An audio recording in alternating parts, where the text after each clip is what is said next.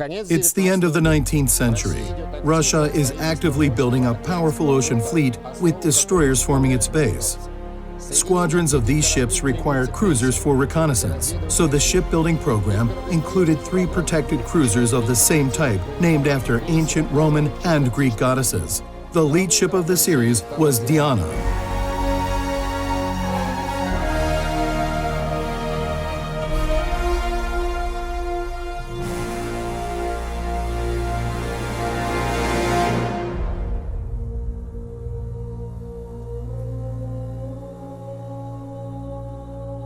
Names for the ships were chosen by the Emperor Nikolai II.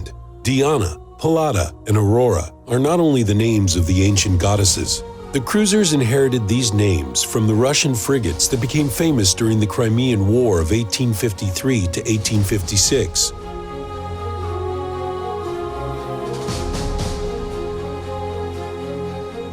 According to the shipbuilding program of 1895, the main reason for the program was to bring the Russian naval powers up to par with the German forces and the forces of smaller Baltic countries.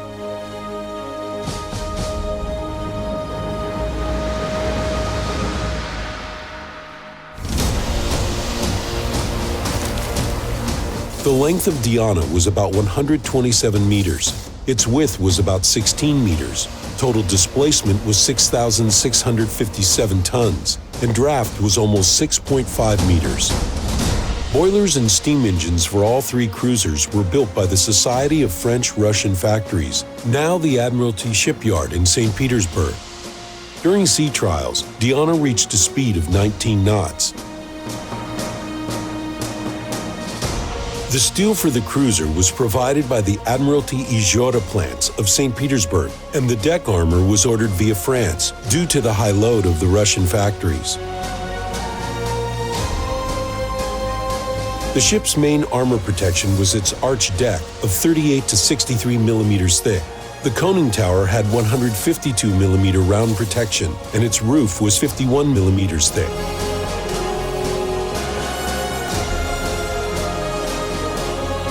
During the design and building process, the composition of the artillery armament was revised a number of times. In the end, 8 152mm cannon guns became the ship's main battery. The secondary armament featured 24 75mm cannon guns.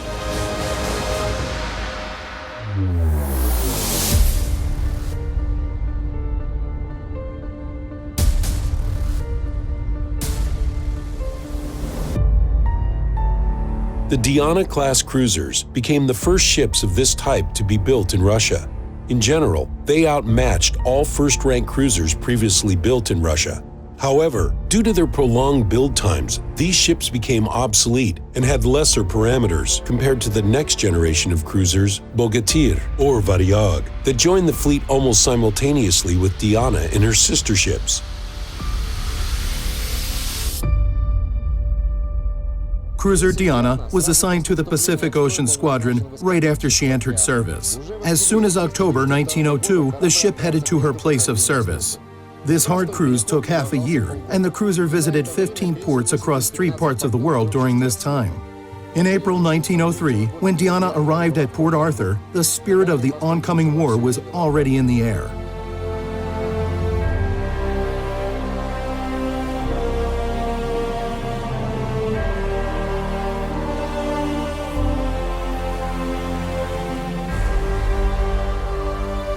On the night of January 27, 1904, Diana and Pallada became the first Russian ships to enter the war by firing at the Japanese destroyers that suddenly attacked the Port Arthur raid.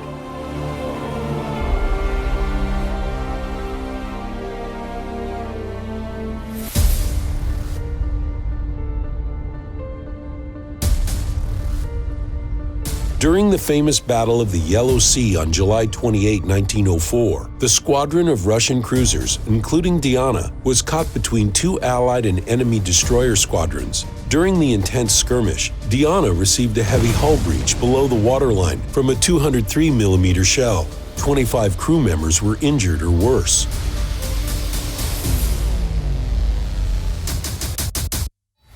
However, when the Russian squadron turned back to Port Arthur, the cruiser commander, Prince Anatoly Levin, decided not to diverge from the initial mission and tried to break through to Vladivostok.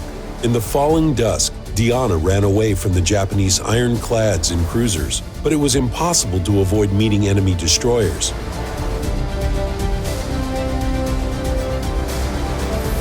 During the next 4 hours, the cruiser was consecutively attacked by 13 destroyers. This is when the vast experience of Commander Levin, who himself commanded destroyers for a while before assignment on Diana, was put to use.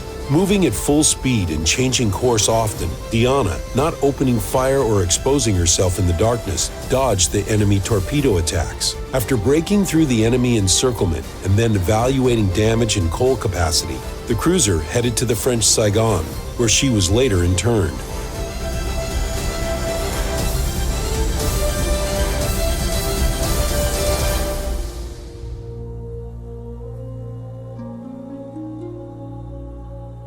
After the end of the Russo-Japanese War, Diana returned to St. Petersburg. Over the next 10 years, the cruiser armament was modernized several times. The number of main battery guns changed and all secondary armament artillery were dismounted as useless. Finally, Diana was equipped with 10 of the newest 130mm guns. During World War I, the cruiser was a part of the Baltic Fleet. It defended the Russian mine artillery positions in the Gulf of Finland and the Gulf of Riga, and even took part in the raids against enemy communication lines.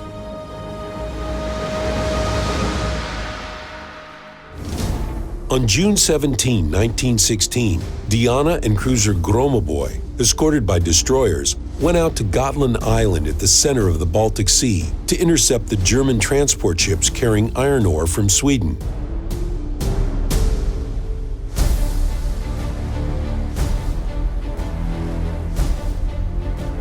Due to bad weather and fog, the convoy was late, but on the way, the Russian ships encountered 8 German destroyers that covered the convoy.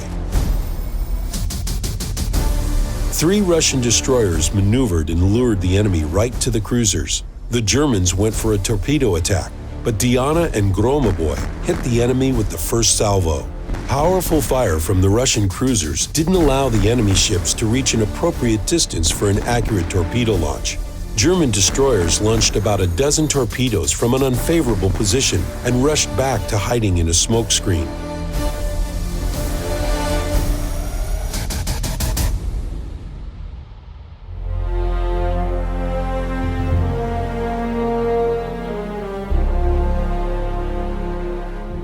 In the autumn of 1916, Diana returned to Helsingfors for the winter, where she entered the next year.